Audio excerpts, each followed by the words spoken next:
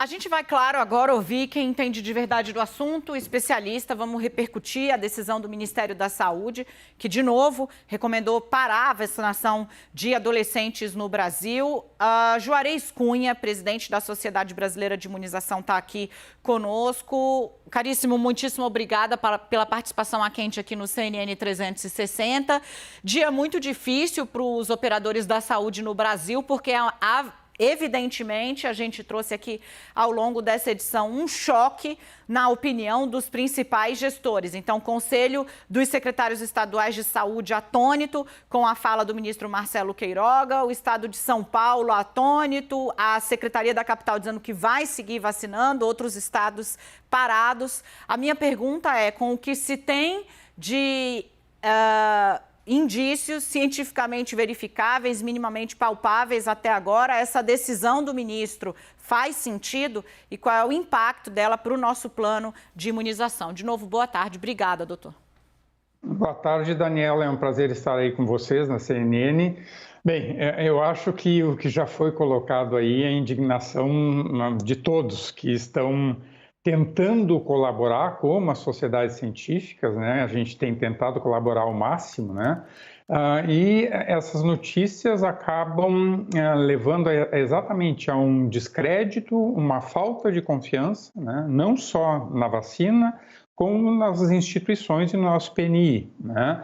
Então, a nossa posição da Sociedade Brasileira de Imunizações é de que a vacinação dos adolescentes deve ser feita não só naqueles com comorbidades, concordamos que aqueles com comorbidades e outras situações, claro que são de maior risco, né?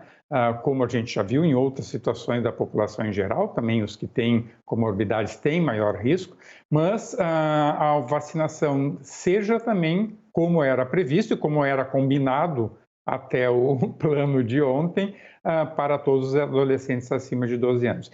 Eu acho que a gente tem que ter muito cuidado no momento que a gente está epidemiológico, vamos dizer, talvez um dos mais tranquilos em relação à pandemia até agora, mas temos certeza que grande parte dessa tranquilidade se deve à vacinação e o estímulo à vacinação, incluindo outras faixas etárias, como os adolescentes, no nosso entender, é fundamental para enfrentarmos, inclusive, daqui para frente, porque a gente não sabe, esse momento é um momento de tranquilidade, mas como que vai se comportar a Delta, né? Outros países foi catastrófico, aqui por enquanto não, mas como vai ser daqui para frente, ou mesmo a Mu que está aparecendo também no Brasil, ou outras variantes que vão vir a aparecer. Então, a gente ampliar a vacinação, ter uma cobertura vacinal, o maior possível dentro dos grupos que podem ser vacinados.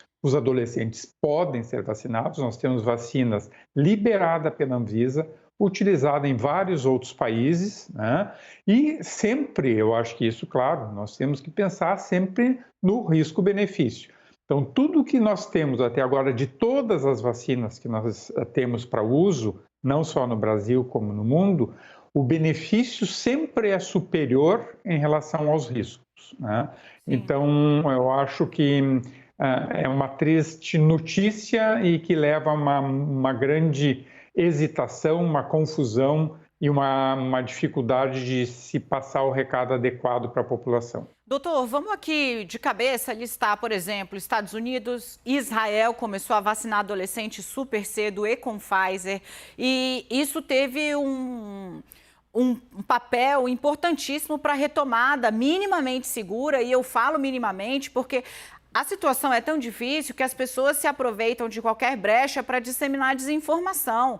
É difícil porque enquanto 1, 2, 3 não tomam vacina, eles não estão só se expondo ao risco, eles estão expondo o coletivo ao risco, porque oferecem um campo para que o vírus se atualize, se melhore. Foi o que a gente viu com a Delta. Dão espaço para o vírus ultrapassar a vacina antes que todo mundo tenha sido vacinado. Então, eu queria pedir aqui para o senhor fazer um arrazoado a respeito disso, né? De o que tem de literatura médica, o que tem de dado, o que tem de fato, para que a gente tente, no mínimo, perdão, na máxima expressão das nossas forças, que é limitada, mas seguimos, né? Para que a gente possa contribuir com informação de qualidade e não com a dúvida que, na verdade, alimenta a desinformação. Eu acho que talvez fosse interessante até falarmos um pouco até da nossa epidemiologia, né, Daniela? Porque o último boletim epidemiológico do Ministério, nós temos em torno de 2.000 óbitos de crianças e adolescentes no Brasil só em 2021 por Covid, né? E o que também a literatura fala, né? Não só do Brasil como do mundo? Claro, sabemos que tanto crianças e adolescentes são acometidos de formas mais leves, têm uma chance menor de complicar, mas temos casos graves e temos óbitos, muitos óbitos, né? A mesma coisa que aconteceu no momento em que se incluiu as gestantes como grupo prioritário de vacinação, que depois teve que regredir e depois voltou novamente, né? As gestantes também são um grupo de risco e por isso foram incluídas como prioritárias. Então, isso é demonstrado em todo o mundo, né? Que, com certeza, a doença Covid, ela é mais benigna, vamos dizer assim, nessas faixas etárias, em especial nas crianças. Mas não significa que esse grupo, principalmente os adolescentes e principalmente retornando às aulas, eles não vão ser potenciais transmissores da Covid, né? E também, a partir do momento que eu tenho um percentual bastante elevado da população de 18 em diante vacinada, a tendência também vai ser da doença acontecer nos não vacinados, mesmo acima de 18, mas nos abaixo de 18 também a tendência os casos acontecerem nesses grupos. Então, isso tudo é o que a literatura nos fala. Em relação à segurança, isso também nós temos de todas as vacinas. Os eventos adversos que acontecem, para todas elas, em geral, são leves a moderados. Não significa que eventos adversos graves não possam acontecer. Daí é importante a vigilância dos eventos adversos, que a gente chama de fase 4, que é a farmacovigilância. Então, acontecer um evento adverso grave, acontecer uma morte pós-vacina, isso tem que ser muito bem investigado, né? Agora, mesmo quando encontre uma relação causal, não significa que o benefício que tu oferece com a vacina é suplantado por aquele risco. Então, o que tem sido relatado, tanto assim por Organização Mundial de Saúde, o órgão americano, o CDC, o órgão europeu, é que os riscos da vacinação, não só a Pfizer, né? Qualquer uma das vacinas, AstraZeneca, Pfizer, Moderna, Janssen, os riscos que nós temos de eventos adversos são infinitamente mínimos e inferiores comparado com os benefícios que a vacina traz. Eu peço para o senhor ficar com a gente mais um pouco. A Renata Agostini vem para cá e traz uma pergunta para o senhor. Renata. Juarez, queria ouvi-lo sobre um ponto da fala de Queiroga, quando ele, então, diz que os adolescentes, sem doenças crônicas que receberam a primeira dose, não devem receber a segunda. Ou seja, quem tomou, para aí. Quem tem comorbidade é o que está autorizado a seguir o esquema. E ele disse que não vai autorizar a intercambiabilidade. Queria ouvi-lo. Quem tomou primeira dose é a melhor política, interromper o esquema vacinal? Queria ouvi-lo sobre essa recomendação especificamente.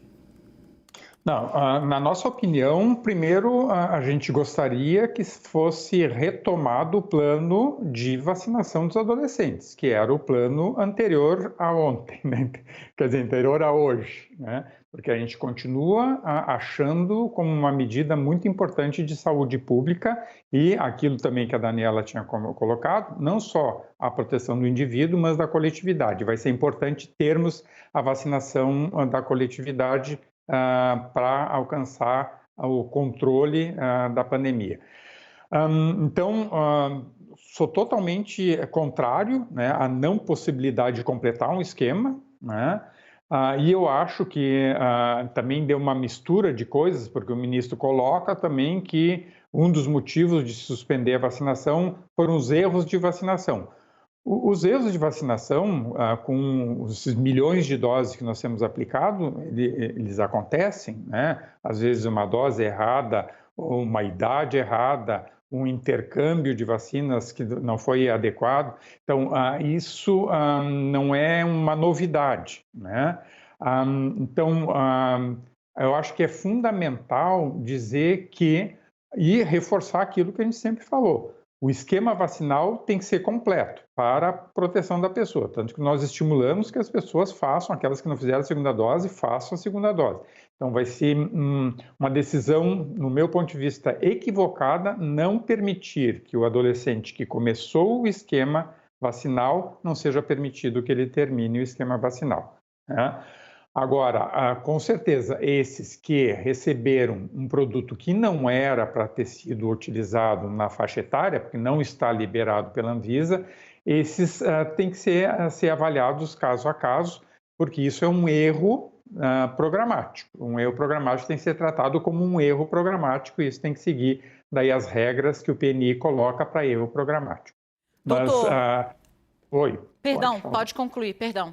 Não, eu acho só reforçar.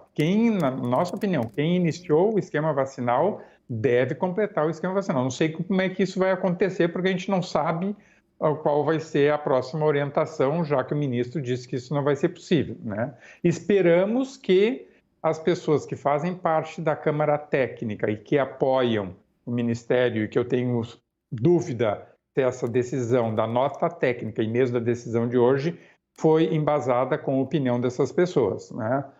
Eu acho que isso é uma coisa muito grave e tem que ser muito bem avaliada, porque, como eu falei antes, coloca em dúvida todo um programa, todo um sistema, todo um trabalho, né?